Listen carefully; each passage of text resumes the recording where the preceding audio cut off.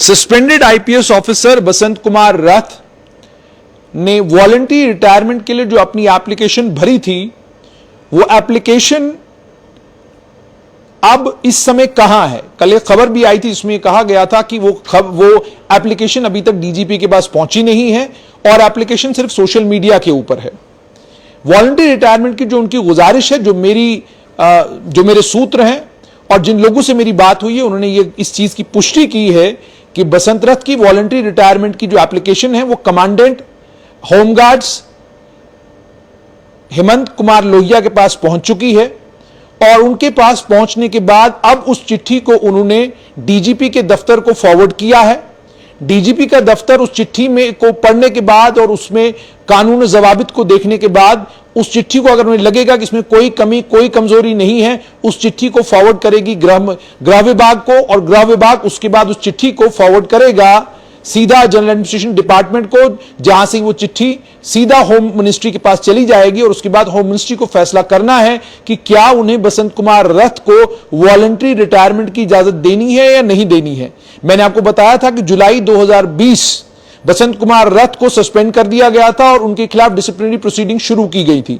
जब disciplinary proceeding शुरू की गई थी उसके लिए मैक्सिमम वक्त था 1 साल के अंदर अंदर आपको suspended IPS officer Basant Kumar रथ को दोबारा से उनकी सस्पेंशन रिवोक करके उन्हें सर्विस में दोबारा से उनसे काम लेना चाहिए था, लेकिन सरकार ने यह नहीं किया। उन्हें होमगार्ड्स में अटैच करके रखा।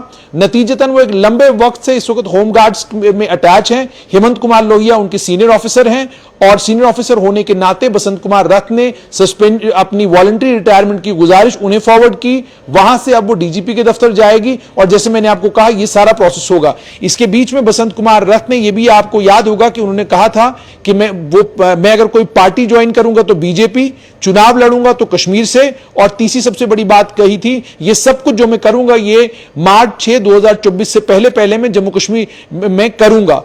और उसके बाद उन्होंने वायर के साथ बातचीत करते हुए यह भी कहा था कि मैं जम्मू कश्मीर के लोगों की खिदमत करना चाहता हूं और मैं चाहता हूं कि लोग मुझे एक मौका दें। जब लोग मुझे मौका देंगे और मैं लोगों के बीच में जाऊंगा, अपनी बात रखूंगा, मुझे हक है कि मैं लोगों के बीच में अपनी बात रखूं, अपनी दलील दूं। लोग अगर मेरी दलील से कन्विंस होंगे तो वो मेरा साथ देंगे। उसके बाद उन्होंने ये कहा कि बीजेपी को लेकर लोग मुझे ये पूछते हैं कि मैं बीजेपी क्यों ज्वाइन करना चाहता हूं। मेरा जवाब साफ है कि जब तमाम जम्मू कश्मीर के राजनीतिक दलों ने भारतीय जनता पार्टी के साथ मिलकर सरकार बनाई है, सत्ता का सुख भोगा है, वो राजनीतिक दल अब अगर आज मुझसे ये सवाल पूछेंगे कि आप ये बताइए आप बीजेपी को ज्वाइन कर रहे हैं, तो उन्हें ये सवाल पूछने का कोई हक नहीं है। इसलिए हक नहीं है क्योंकि उन सभी लोगों ने सत्ता का सुख बीजेपी के साथ भोगा है।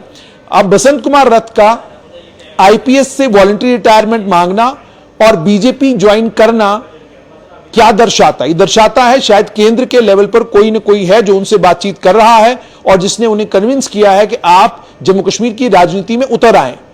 अगर ऐसा होगा तो आने वाले दिनों में देखना यह होगा कि बसंत कुमार रथ कितने कामयाब होते हैं एक राजनीतिक व्यक्ति बनने के बाद। एक आईपीएस ऑफिसर के तौर पर उन्होंने बड़ा बेहतरीन काम जम्मू कश्मीर में किया। उनके काम करने के तरीके के साथ मतभेद हो सकते हैं, उनके काम करने के तरीके से लोग नाराज भी हो सकते हैं, नाखुश भी हो सकते हैं, लेकिन एक बात तो है कि इंटेग्रिटी, ऑनेस्टी के मामले में बसंत कुमार रथ का अपना एक नाम और अपनी एक पहचान है। यह अलग कहानी है। लेकिन उसके बाद जो उनका व्यवहार था खासकर डीजीपी दिलबाग सिंह को लेकर, वो व्यवहार एक सिविल सर्विस कॉन्डक्ट रूल्स जब आप पढ़ते हैं तो वो कॉन्डक्ट रूल्स साफ तौर पर आपको ये बताते हैं कि आपको अपने सीनियर ऑफिसर की रिस्पेक्ट करनी है और किसी भी कारणवश आप इस तरह की भाषा का प्रयोग नहीं कर सकते हैं जिससे लोगों के बीच में यह चला जाए कि पुलिस विभाग में ऑफिसर्स के बीच में, खासकर सीनियर ऑफिसर्स के बीच में तनातनी है। बसंत कुमार रथ ने वॉलंटरी रिटायरमेंट के लिए एप्लीकेशन दी है।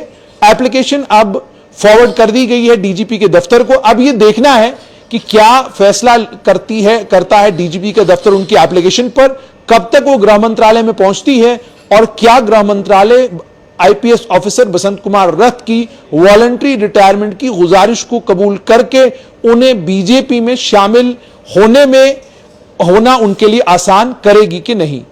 और यह भी मैं आपको बताऊं, जो 20 साल का जो उनका इसमें, क्योंकि अगर आपको वॉलंटरी रिटायरमेंट लेनी है तो 20 साल की क्वालिफाइंग सर्विस चाहिए।